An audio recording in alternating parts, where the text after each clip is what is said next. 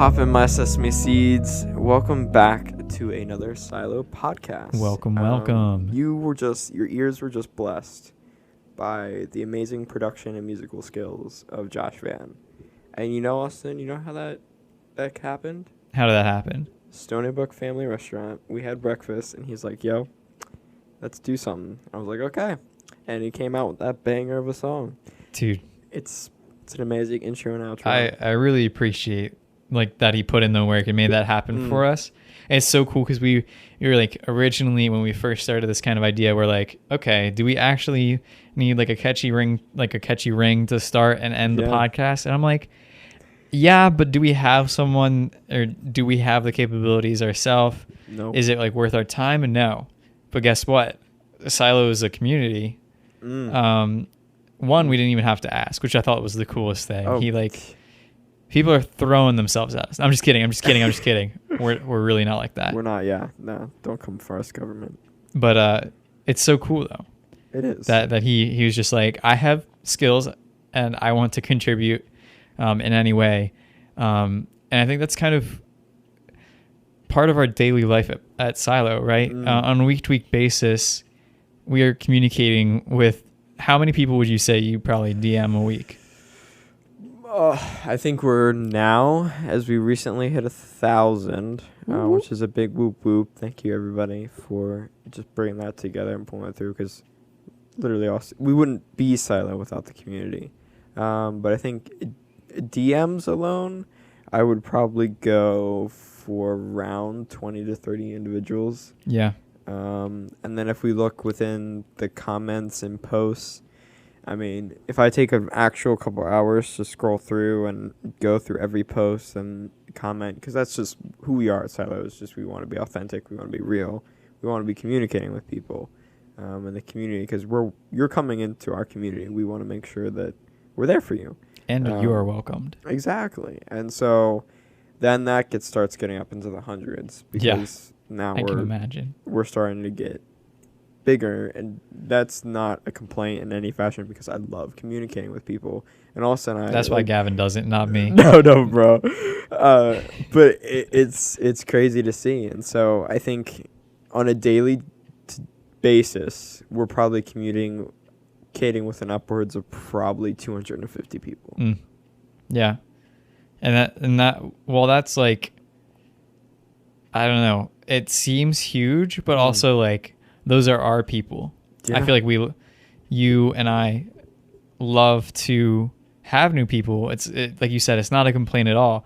It's like actually so cool. But you also have to realize the breadth of 250 different conversations kind of thing going on. Absolutely. Which is really cool. And I love it. And, you know, I think I'm kind of digging us into a hole here.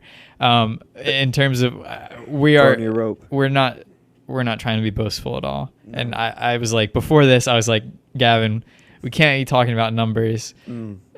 Because we went right into and I went right to numbers. Whoopsie. But I think you're hitting a good thing. It's like we're trying not to be boastful, like you said, but we're being real to the fact that like the community is growing, and within the community, those numbers are growing.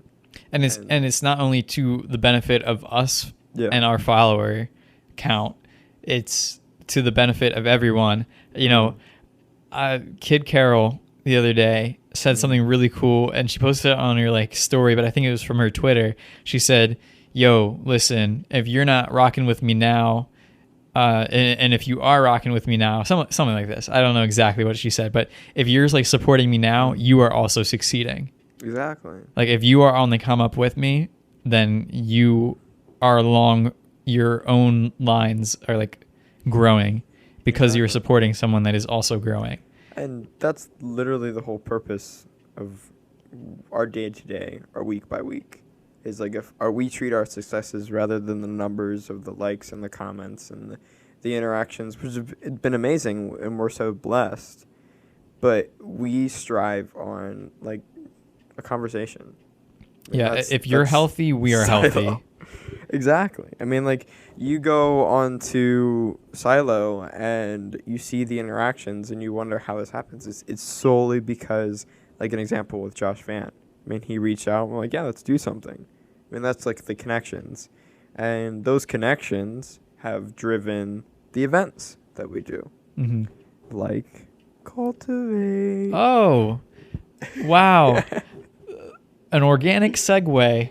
That sounds so cool. No, that was funny. Yeah.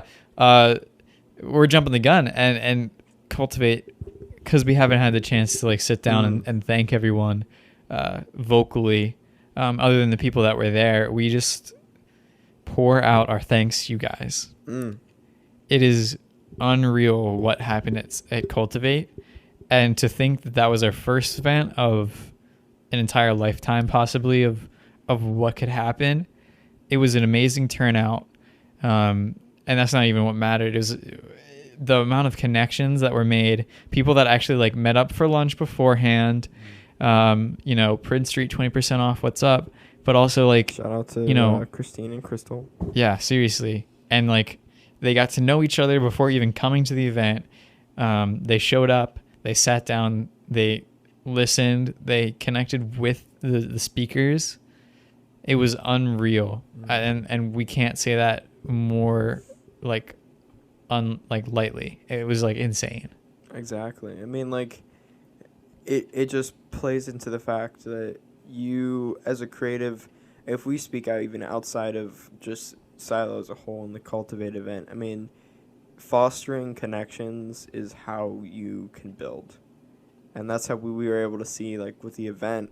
I mean, we had an amazing turnout for what we originally were planning for. And through that, no matter the amount of people that we had there, I mean, we were able to just build connections and meet people. And then through that, people were like, yo, like, I want to have this again, or I want to do this again, or I want to meet up with you. And I mean, just the other day when I was meeting with Phil Payne, who was one of our speakers at the event and is an amazing man, but I saw Jasmine of Pure Good Soil. Whoa. Meeting with some of the people from the event. There you go. And that was solely just based off of, like, they felt the vibe and they were like, let's do it. And we're not trying to say that, because for the people that know Austin and I individually and what we do and how we run things, I mean, a lot of times people are like, brag more because that's just who we are. And it's just a testament to the fact that, like, connections are the way that things grow because it benefits everybody involved. Just say yes to something. This week, my challenge to you, we're not ending it, but I just want to challenge you mid-episode. Say yes to something this week that you would normally say no to. Exactly. I mean, even if it's just as simple as somebody reaches out to you and is like, hey, like, I love what you're doing. Can we, like, grab a, like, bite to eat or a coffee sometime and discuss how we can get together? In the words of Austin, what would we say? Yes. Yes. That was we looked at each other right in the eyes. If you guys couldn't tell, we had a little intimate moment. I mean, that was my yes for the week. I'm done. I'm out. There See we you go. guys. See, it's as simple as that. I mean, we're in an amazing lighting of a room, and we simply just looked at each other and said yes. See? Just say yes. Just say yes. But on that note, you're probably wondering, like, how was something like Cultivate feasible? Like, how did we do that?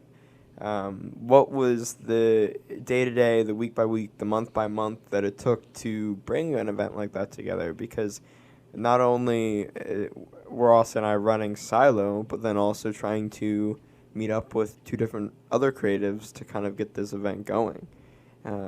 It was 2.5 months out that we started planning this. We talked a little bit about our story in a feed post that we had, but the week to week was, we have no idea what we're doing. And so, we kind of divided and conquered. We had a communications team. We had like a prop kind of team. We had a design and marketing team going on between 4 people. But it was the unknowingness, but then the semi-leadership of us all coming together and saying, we need to sit down, and the pre-production of this is more important than anything else. Exactly. And what we did was we said, yes, we're going to have an event. We said yes. We're going to have an event, and it's going to happen. And we're not backing down on it. And, whatever happens, happens. It doesn't have to be perfect. We don't want it to be perfect. It shouldn't be perfect. If we did it perfectly, we didn't go out of our comfort zone to make it happen. Exactly. And I think a good thing lessons that we've learned from this only was just, it's learning to lead and build up an event with a team with multiple lives and other things that are going on, but then also learning that it's not, like you said, it's not going to be perfect. It was our first event, ever, and we only had 2.5 months to do it. Yeah. And it just is, it's something that I think a lot of times people stress over, is trying to put something together and create something, and a lot of times it's just because of that stress of making things perfect. And I know Austin and I, you could probably agree, it's when we first started doing this, I mean, we were not, we didn't even know what was going to come of this. We had no idea. And you guys are joining us alongside of the journey. I mean, that's why we, day-to-day basis, are in the comments and in the DMs, because we want to hear from you. That's all we want. This is a community. It's not like a dictatorship. It's not anything like that. And so help, Gavin's holding me in his basement. Yeah, that's, you see this, what, huh? Anyway, no, but it's seriously something that is not something that you can show up for once a week. We've learned that showing up once a week is like going to church. If you only show up once a week, you're not getting the full experience. Exactly. If you're not practicing day to day the things that you've been given, the things that you're good at, and maybe even the things that you're not good at. Exactly. If you don't do that and practice and work those muscles, you're not going to see the growth that you want to see. You could equate it to sports too. I don't just go to soccer practice once a week. Yeah. I would go, 3 times a week. And then I'd be ready for the big game every weekend. Exactly. And it's, like you said, it's a process. Each of those processes it's difficult. You need to work out. You need to work those muscles and get buff. Exactly. You get creatively buffed. Heard that. Because it takes time. You're not only training your communication skills, you're working on your overall mentality of putting out content, or lemons. Like we like to say, lemons, sir. Lemons. I know. I feel like every time if we start doing like a YouTube video or something, we need to have like lemons on hand. So if one of us says that word, I was gonna say different ideas. Got it. But maybe that's what we ended up saying. Like, you eat a lemon and somebody chucks it at Side note, I did have an orange war at someone's house before. No way. Yeah, we had this is completely off topic, but it needed to be said because this will never come up ever again. Yes, at my friend's house this is fun. When I was probably like 17, his parents were not home. We had a bag of oranges. Dude. And he has like a big foyer, and like you could see like his stairs like circle all the way up to the second floor. And in this big open space in the front of his house, we chucked oranges at each other. Bro. And, in classic like movie fashion, literally as we were having the war, his mom called him and said, "I will be home in 5 minutes. Do you need anything at the store?"